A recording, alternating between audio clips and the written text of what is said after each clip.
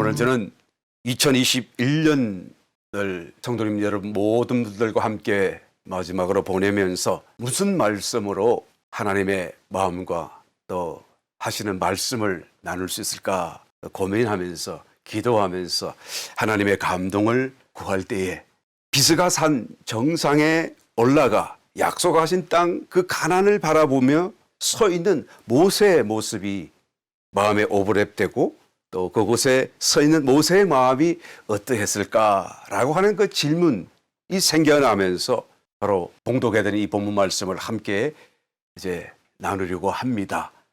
이 말씀이 곧 저와 여러분 가운데 하나님이 주시는 한 해를 보내고 또 새해를 맞이할 때 참 우리의 마음을 준비케 하는 주님의 축복이 되시기를 예수님 이름으로 축원합니다.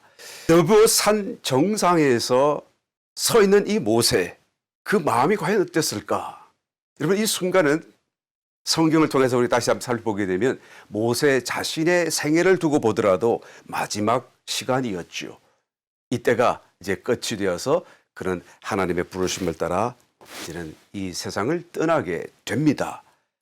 이 모세의 마음이 어떠했을까? 그 앞을 쳐다보면서 자기의 돌아온 생애를 돌아보면서 또 사역과 하나님의 부르심을 생각하면서 그의 마음이 얼마나 복잡하고 참으로 많은 감회가 서로 교차하는 시간이 아니었을까 저는 한번 생각해 보는 것입니다.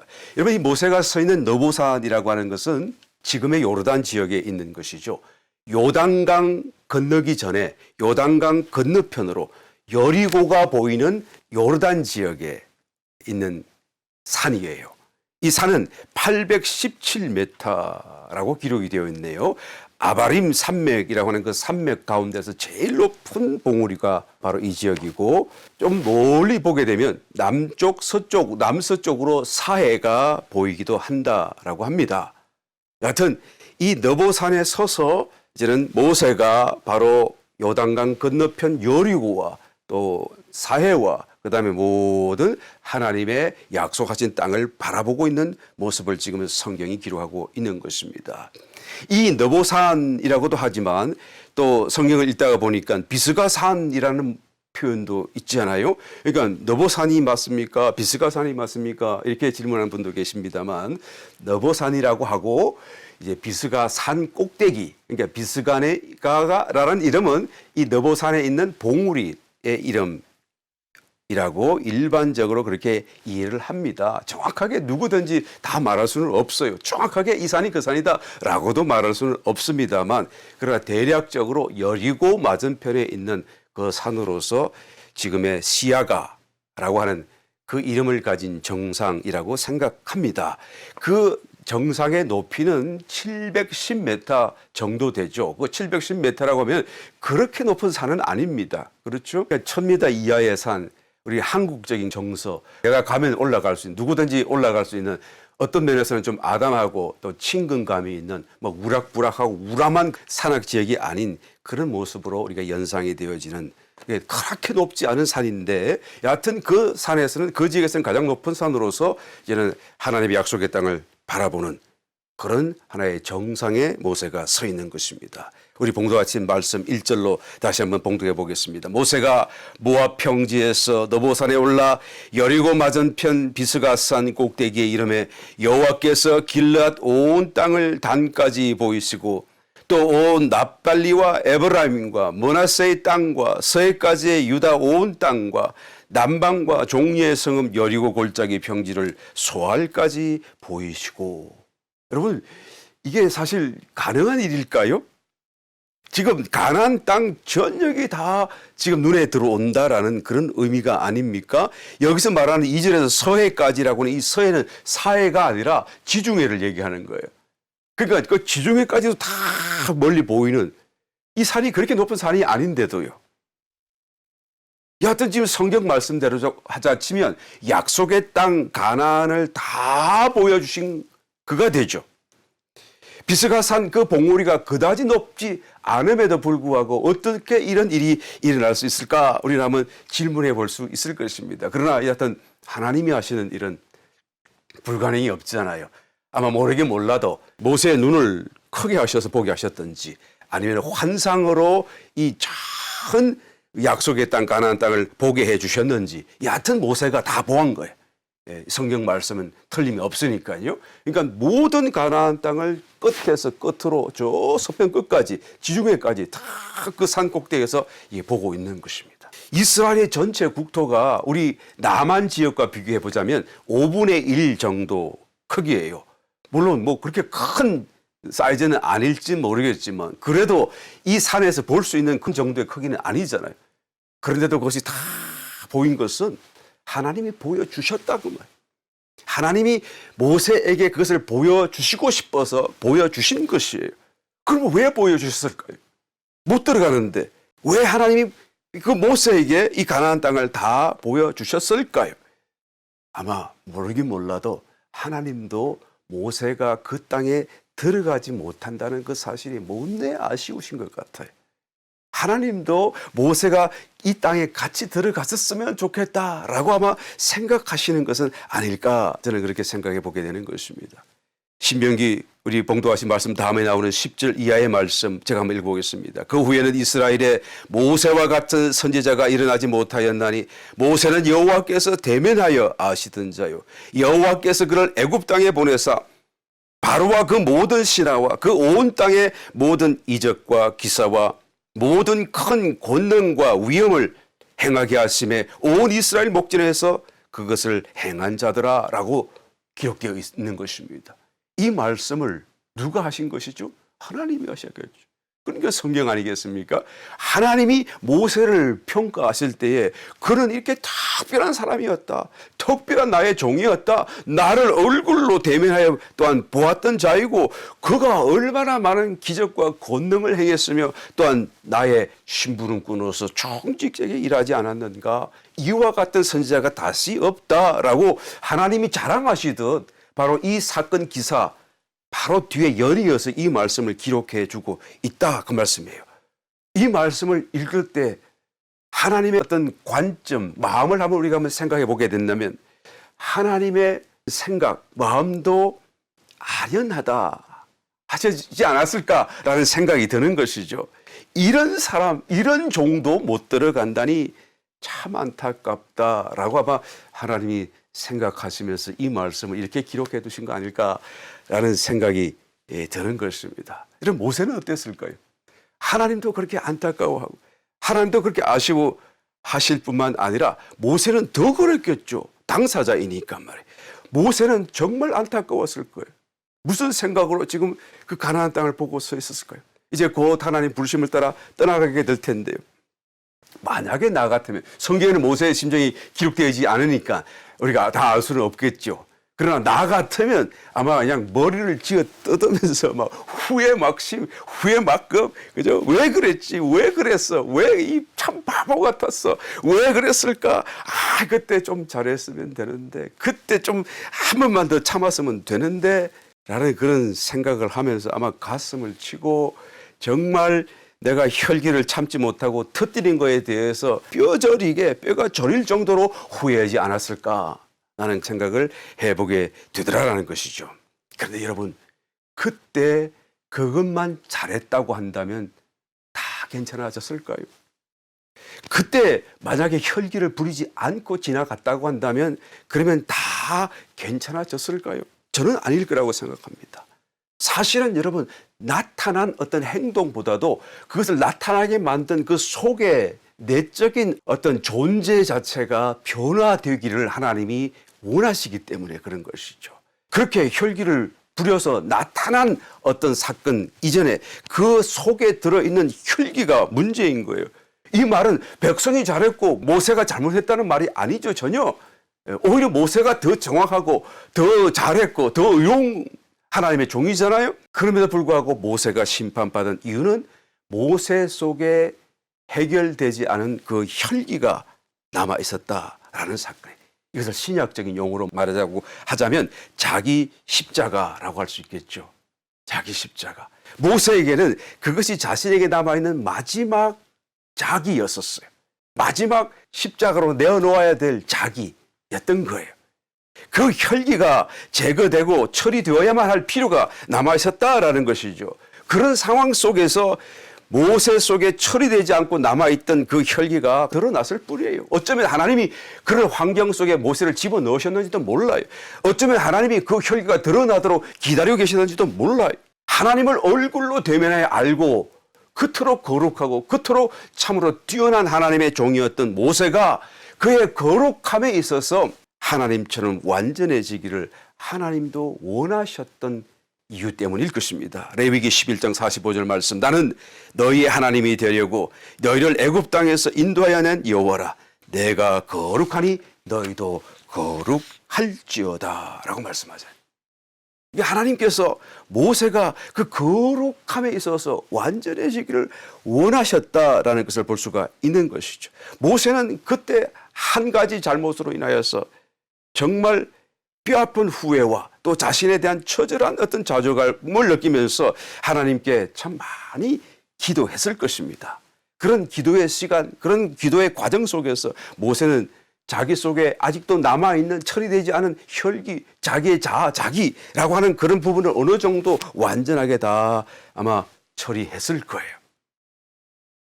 그리고 이제 느보산 정상에 서 있는 것입니다. 가나안 땅을 바라보고 있는 것이죠. 그러면서 하나님 나에게 너무하셨습니다. 하나님 그 한 가지 잘못 때문에 이렇게 할 수 있는 것입니까? 라고 대들듯이 말하지 않고요. 하나님은 언제나 그렇습니다. 하나님이 하신 것은 정말 잘하신 것입니다. 나는 이런 대접을 받아야 마땅한 혈기를 처리하지 못한 사람이었습니다. 하나님 다시 나에게 기회를 주신다고 한다면 나는 힘을 다해서 목숨을 다하여 충성하겠습니다 라는 생각과 마음의 결단을 수없이 보여주시는 가나안 땅을 보며 아마 되뇌이지 않았을까 저는 그런 생각이 드는 것입니다. 여러분 자기 자신을 이제는 자기 십자가로 벗어버려야 되는 것입니다. 저와 여러분도 마찬가지죠. 우리 속에 아직도 처리되지 않은 것이 있다고 한다면 벗어버려야 되는 것입니다. 깨닫고 보면 혈기뿐만 아닙니다. 욕심도 있고 집착도 있고 참 얼마나 많은 것이 우리 속에 들어있는지 몰라요. 이것을 다 우리가 벗어야 돼요. 그래야 영적인 가나안 땅으로 들어갈 수 있기 때문에 그런 것이죠. 우리는 무의식적으로 우리가 가진 것을 빼앗기지 않으려고 그냥 움켜쥐려 합니다. 또 항상 무엇이든지 더 많이 가지고 싶어 하지 않아요. 이런 모든 것이 우리 속에 있는 자기, 버리지 못한 어떤 욕심, 탐욕 그런 것들에 의해서 나온다는 것을 우리는 알아야 되죠. 그러면 우리는 거꾸로 행해야 돼요. 우리가 더 움켜질수록 더 많은 것을 가질수록 행복하고 나에게 좋은 것으로 우리는 잘못 생각해서는 안 된다 그 말이에요. 오히려 그 반대로 사야 되는 것입니다. 일반적으로 추구하는 모든 것들은 진정한 하나님의 축복을 얻는 데는 무익하다라고 말할 수밖에 없어요. 오히려 방해가 된다라고 말할 수밖에 없습니다. 왜요? 그런 것들을 찾느라고 하나님을 찾지 못하기 때문에 그러죠. 그런 것을 찾는 그 시간에 하나님을 찾을 시간이 없기 때문에 그런 것입니다. 그러므로 우리가 일상을 살며 우리가 일반적으로 찾고 더 얻으려고 하는, 더 가지려고 하는 그런 대부분의 것들이 오히려 진정한 축복을 얻는데 방해가 된다는 것을 우리는 깨달아야 되는 것입니다. 어느 목사님의 설교 가운데 들은 이야기입니다. 가난 판정을 받은 한 청년의 이야기입니다. 이 청년은 열심히 살았어요. 정말 성실하게 살았어요. 힘을 다해서 어려운 환경 속에서도 공부 잘해서 열심히 해서 이제 명문대학을 가고 그런데 어느 날 몸이 너무 안 좋다라고 이렇게 느껴가지고 병원을 찾았더니 간암 판정을 받은 거예요. 그것도 말기 의사가 말하기를 몇 달밖에 살지 못할 것입니다. 하늘이 무너지죠. 그 병상에 누워있는데 자기가 그토록 꿈에 그리던 그 직장이 합격했습니다. 그리고 내일부터 출근하세요 하는 출근 통지서가 턱 날아오는 그 죽을 달을 생각하며 병상에 들어 누워있는데 사랑하는 여자친구로부터 결혼 성낙하는 문자 메시지가 띵동 하고 들어오는 결혼하자. 그좀 했으니까 자기 친척 가운데 부자였던 한 사람이 자기도 잘 모르는 사람인데 상속자가 없어서 자기에게 유산을 상속한다는 엄청난 어떤 면에서는 좋은 기쁜 소식이 그래서 유산을 상속받으러 오라고 하는 통보를 받게 되더라는 것이죠. 여러분 정말 좋은 것이고 좋은 일일 수 있겠습니다만 이제 곧 죽는데 이런 것들이 다 무슨 소용이 있겠습니까? 조금 일찍 죽고 조금 늦게 죽고 그 차이는 있을지라도 결국 죽는데 그러면 그때까지 이런 것들을 위하여 내가 온 힘을 다하여 추구하며 살다가 그 짧은 시간을 위하여 이렇게 내가 수고하고 애쓰고 또 그것을 쟁취하기 위하여 정말 힘을 다하여 살아간다는 것이 무슨 의미가 있을까? 이 죽음 앞에서 한번 생각해 봐야 되는 것이죠. 여러분 한 걸음 더 나아가서 오히려 신앙적이고 좋은 것들조차도 그래요. 모세, 본문에 나타난 이 모세도 하나님을 대면해서 알던 사람이었어요. 온 땅에서 기적과 권능을 행했던 하나님의 대리자였었습니다. 그럼에도 불구하고 가나안에 못 들어가요. 가나안에 못 들어간다고 한다면 그 참으로 많은 일들이, 그 선한 일들이 무슨 의미가 있나? 자기 자신에게요. 다른 사람에게는 유익이 됐을지 모르겠지만 자기 자신에게는 그것이 무슨 의미가 있고 무슨 소용이 되느냐 그 말이. 못 들어간다고 한다면, 가나안에 못 들어간다는 그 의미가 얼마나 큰 의미입니까? 마찬가지로 성도가 여러분 이기는 자가 되지 못한다고 한다면 그 성도의 삶 속에 우리가 가졌던 그 좋은 어떤 선한 일들, 그리고 뭐 깊은 영적인 체험들, 또 뭐 깨달음, 그런 것들이 다 무슨 소용이 있겠습니까? 이기는 자가 되지 못한다고 한다면 말이죠. 여러분 한번 심각하게 이 문제를 우리 한번 생각해 보아야 할 것입니다. 지금 저와 여러분들은 2021년을 영원히 뒤로 하고 다시는 우리가 만날 수 없는 그 영원한 이별을 앞두고 있고 2022년이라고 하는 새해를 맞이하려고 하는 순간에 서 있습니다. 여러분은 이 시점에서 어떤 생각을 하고 계십니까? 아무 생각이 없다고요? 예, 오늘 저와 여러분에게 모세를 보여주시는 하나님, 또 모세를 듣게 하시는 하나님, 이 새해의 문턱에 서서 우리 각자의 인생의 너보산, 그 너보산 정상에 서 있다라고 한번 생각해 보시길 바랍니다. 그리고 이 새해로 인하여 우리에게 다가올 어떤 영적인 가난, 이 하나님이 보여주신다는 것을 한번 생각해 보시길 바랍니다. 바로 이 인생의 너보산 정상에 서 있는 이 시점에 서서 우리가 무엇을 마땅히 해야 할까?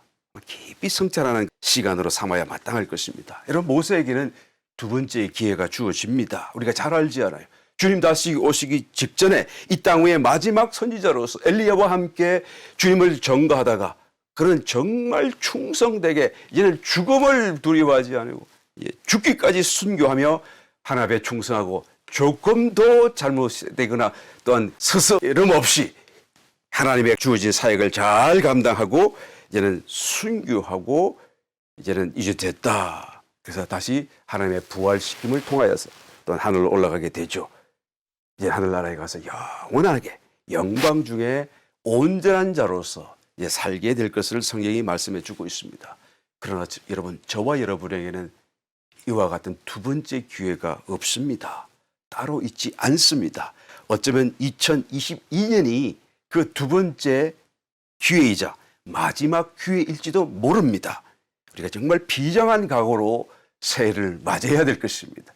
다가오는 2022년 그냥 평범하게 또 평범한 한 날을 맞이하지 생각하지 마시고 어쩌면 나에게 두 번째의 기회, 어쩌면 나에게 마지막 기회일 수도 있겠다라는 생각으로 비장한 각오를 갖고 다가오는 새해 한 해만큼은 내가 이제까지 이루지 못한 영적인 어떤 열매를 이루고 정말로 변화를 만들어가고 내적인 존재의 어떤 그런 변화를 이루어서 이기는 자가 되는 놀라운 축복의 한 해로 삼아가시기를 바랍니다. 함께 하나님 안에서 서로 밀어주고 당겨주고 격려하고 사랑하고 기필코 새해는 우리 모두가 요단지체 모두가 함께 영적 가나안 땅으로 들어갈 수 있는 축복의 시간이 되시기를 예수님 이름으로 축원합니다.